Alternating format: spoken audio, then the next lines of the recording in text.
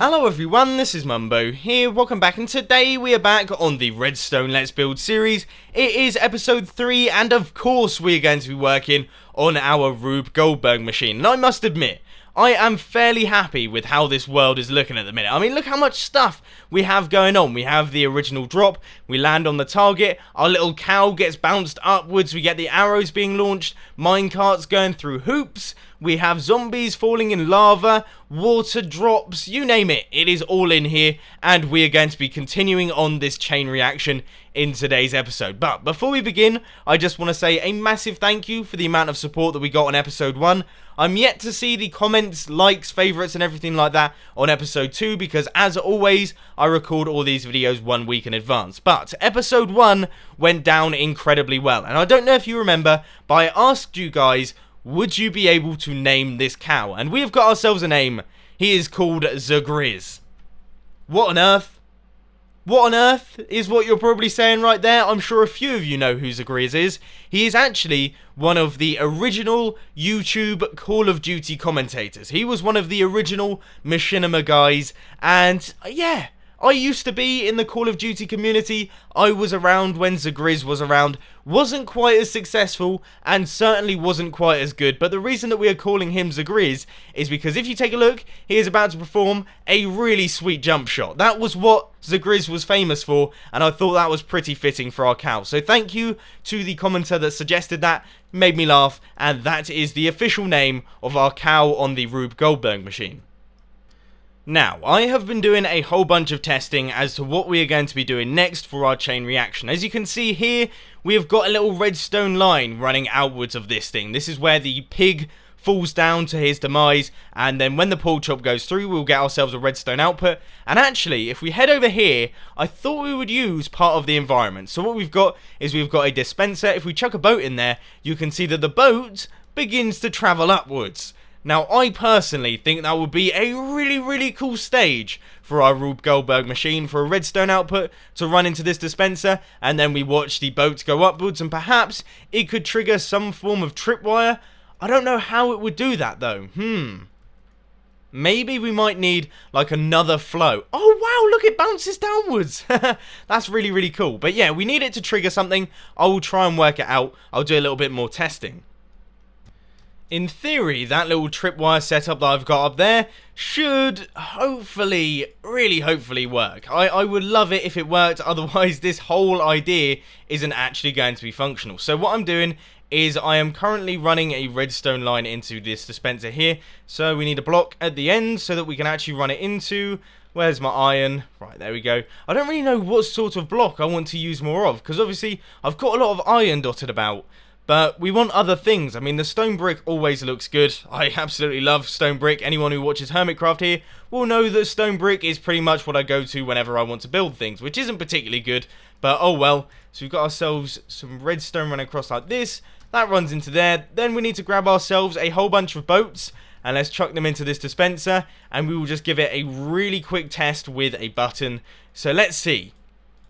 I've got my fingers crossed, I've got my toes crossed, I've got everything that can be crossed is currently crossed right now. Here we go. Oh, what?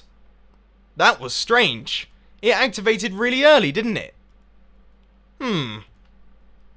For our next trick, what I think would be really cool is to have another one of those entity launchers. Since the last episode, slime blocks have had something really cool added to them, and that is that they can now push entities sideways. So when I first started building this, as you can see here, the slime block is only able to push a mob or an item or the player upwards rather than upwards and across. So now we can make like an arc, which would look really awesome. So what I've done is I have hooked up a tripwire up here. This is on top of a large landmass. And what I thought we would do is make an entity launcher right at the top. Now, I am going to have to come up with a design off the top of my head here. So it's going to be quite interesting, but I'm sure it might potentially work. I know that's not particularly convincing. So what we're going to need is we need a slime block there, and we're going to need some form of dispenser right here. Yeah, because that is going to be getting the mobs out, and I thought we would use a magma cube just because for some reason the idea of that made me laugh, so I think that'll be quite a fun one to have. So down here we will probably need some form of repeater so that we get the dispense and then the launch upwards and then the launch across. So that's that one, and then some redstone dust is going to power that, so I guess that is going to be our input block here, and then we can run that into a piston that is going to be at the top here. Is that right? I think that should work. The only thing that we can do here is we can build it and then see if it all works. So then we're going to run the redstone line into this one. So what will happen, we'll get dispenser, bounce, bounce. Right, okay, so here comes the moment of truth. We've got our magma cubes in there. Hopefully, fingers crossed once again. Everything is crossed again. This all works. This is all trial and error. So let's go. We didn't link it up. Oh, okay, my heart sank then. Right, take 2, and we're in peaceful mode. Take 3. No, it didn't even work. How embarrassing. After doing a little bit of testing, I have come to the conclusion that this only works when we get ourselves a large magma cube. So if you take a look, that one is a small one, that one there is another small one, small one, small one, big one. Oh, it's so elegant. It is so elegant when it actually takes off. But sadly, as you saw there, the chances of actually getting one that doesn't is fairly high. It really is a shame. We get tons and tons of small magma cubes, but when you do get the big one, it does actually take off, and it looks really quite impressive. But anyway, I don't think we can use those. So instead, I mean, I tried Enderman, but obviously they teleport away. Horses, for some reason, just don't launch, because I thought that would be quite a good one to have. So instead, we are going to have to use villagers. Villagers are still quite good. If you take a look here, you can see that the villager does fly pretty well. So what we need to do is we need to make some form of hoop or something like that it needs to fly through to activate the next redstone device. I'd say that's probably the best way of doing it. So I have built a thing. We will refer to it as just a thing because I really don't know what this is, but I personally think it looks pretty cool. It looks like the kind of thing that I want involved in my Rube Goldberg machine because it's big, it's brightly coloured, and it adds a little bit of flavour to the place, because at the minute all we've got is iron, a few of these targets dotted about, and then some stone brick here and there. It's a little bit of a mismatch right now, I am aware of that, and we will probably clear it up at some point. But anyway, this is the target, and hopefully our villager goes through. So, here we go, bonk. And does he make it all the way to the bottom? Yes, he does. So the redstone has been activated, and that of course means that we can continue on this redstone signal. Now, as far as what I'm going to do next is concerned, I don't really know. I don't really know. What I was thinking is we could do something through this cave. I think that would be really, really cool. I mean, I would like to do something with TNT, and perhaps blowing up the whole bottom of this might be worth it, but then again, it will probably end up blowing up half the Rube Goldberg machine as well, so we don't want to do that. I think I'm going to take a few minutes to just stop and think about what I'm going to do through here, but it is definitely going to end up going through this cave. Seriously, I do not take any responsibility for what I have built here, okay? So, if we just head through this psychedelic tunnel, we can see that, yeah, that exists. That is now a thing in this world. I don't know if I want to keep it. When I originally built the tunnel, and I thought, hey, it's missing something, why don't I add some oogly boogly eyes? And, well, I for one think that the eyes look pretty cool, but some of you out there might be sat there thinking, this is just the stupidest thing I have ever seen in my life, which I can completely understand, because really, it is quite a silly looking thing. But anyway, all of that stuff aside, what is going on here? So what we're going to have is we're going to have a dispenser. It is going to have a bunch of TNT minecarts in it, and that TNT minecart will then be dispensed outwards, and it will travel along this path here, and it will go over to the other side of the mountain. It will do some exploding stuff, and hopefully we will be able to take a redstone output from that.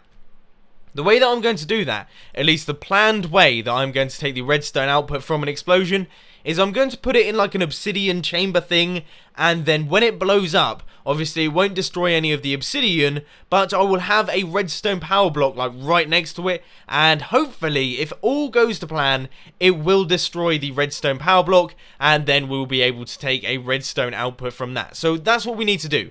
Okay, so our minecart is going to travel along this tunnel, it's going to go into the mouth of this guy. Well, it's actually going to travel from this direction into the mouth, along the tunnel, blow something up, and then we will get ourselves a redstone output, and we will move on to the next thing. Our little explosion bucket has now been created, and here is what needs to turn off. If this manages to turn off, then we have had ourselves a bit of a success. So, here goes. We are about to put down the first piece of TNT in the world. I apologise for the rain, but I'm not going to turn it off now because we have got more important things to do. Okay, hit the button. TNT minecart is travelling along. It is going along. It is going to end up in the bucket, hopefully. It is in the bucket. It is next to the redstone block, and it has blown it up. Yes. Oh, yes. I have sort of shot myself on the foot in this one because although that worked very nicely, we're now on a really rubbish side of the mountain. This place looks absolutely awful, doesn't it? I mean, the terrain itself is pretty fabulous if you're looking about, but as far as like darkness is concerned, in terms of video making, it doesn't look particularly good. I mean, sure, I could probably light up this area down here using torches and things, but really, it's just not particularly pretty. So I thought what we would do is we will transfer the redstone signal all the way up to the top here, because I have got another awesome thing planned for up here. As you can see, we have got ourselves a cave down there, so we need to do something with that. We cannot just leave that open. We need to have something fall down there, or do something that will activate something in the cave. So what I'm going to do is I'm going to run this redstone line up to the top. This is my plan. We are going to be pushing some sand off the edge, and it is going to fall in the cave. Alright. It might not quite be as exciting as some of the other stuff that we've done in today's episode. Hint, hint. But we do sort of need to do it. We've done a lot of stuff with mobs recently in the Rube Goldberg machine. I mean, a lot of this is based on mobs, and we are going to be doing a whole bunch more stuff with mobs because, let's face it, they are the most fun things to play around with. But I thought, hey, we're going to have a little bit of difference here. So what we're going to do is we're going to run this redstone line into this piston. It will quite simply just push the sand off the edge, and it will land in the cave. It will activate something. Perhaps it will land in some form of hopper, or it could land in front of a redstone torch. In fact, that seems like a better idea. But anyway, that is what is going to happen. And then, yeah, I guess that is probably the best idea I've had, actually, is that we have a source block here, and then a repeater, and then we will take a redstone output, and then we can have a bit of a cave adventure, because as you can see, it actually comes out down here. So we could have a minecart or a boat make its way down there and come out on the other side. I think that would be really cool. But unfortunately, ladies and gentlemen, that is all I've got time for today, so you are going to have to wait until the next episode of the Redstone Let's Build series before we crack on with that cave going.